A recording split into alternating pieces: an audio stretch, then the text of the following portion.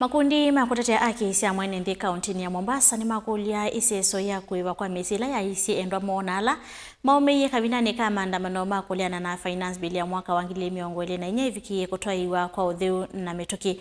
Uyo ketina wa President William Ruto kutangaza kana iseso hii ya kumatungia ngalama alama iswe endwa mo na mali ni kuambisha vale kwithiwa iyungamiwa ni nzama mwanya na ile isa kuitwe ni serikali maikulia mavisa mavolisi ya lama koniswe na siko hii kwa sawa matambia makimio. Joseph Kitheka na ili voti. Makundi ya matongoni Yusuf Abubakar na Ulani director kundini ya Haki Afrika ni makulia serikali kuyanisia wadho uo wamona kuungamia mituo ya maofisa ama polisi kumoa na kumaumisia NND. Kwa hivyo ikiwa serikali imekubali msukumo wetu wa kutoa ridhaa, hiyo ni hatua nzuri. Si kwamba tumejoin na serikali.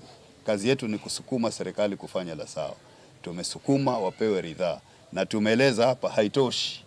Kuna wale waliopotea lazima warudishwe. Kuna wale waliosababisha haya lazima wapelekwe mahakamani. Kwa hivyo hiyo sio kuungana na serikali. Ikiwa serikali tumeisukuma na imefanya jambo la sawa, sisi tutaridhia kwamba imefanya jambo la sawa. Lakini kazi yetu si kuungana na serikali. Kazi yetu ni kuisukuma serikali ifanye jambo la sawa. Wale wote walioua wale watu wasiachiliwe rahisi, lazima wafikishwe kizimbani, na vile vile tuna propose hata billboards ziwekwe majina yao, mapicha zao, walioua ni hawa. Ukisafiri na SGR, ukisafiri ukienda wapi unaona hawa ndio wale wauaji.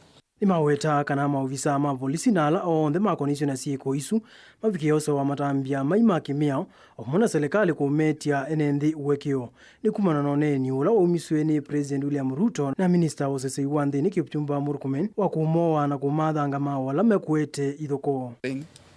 The process ya compensation ya serikali na tutakuwa tukiwaambia wananchi kama inafanyika kwa njia ya sawa ama la. Na vile amesema katika miezi mitatu, basi tunataka iwe katika miezi mitatu na ikamilike kuhakikisha kwamba kuna usawa na haki zinadumishwa katika nchi yetu. Let it be known that life can never be compensated. You can compensate for properties, you can compensate for the losses, but you cannot compensate life. When life has been lost, there is nothing that can be equal to the life that has been taken away. The only honorable thing that this government can do, number one, is for the president to apologize to the Gen Zs, to the country, for calling those who were killed as treasonous individuals, as criminals. Let the president retract his initial statements that those who protest must be shot, whether on the legs, and for those who said shoot to kill, they must retract those statements.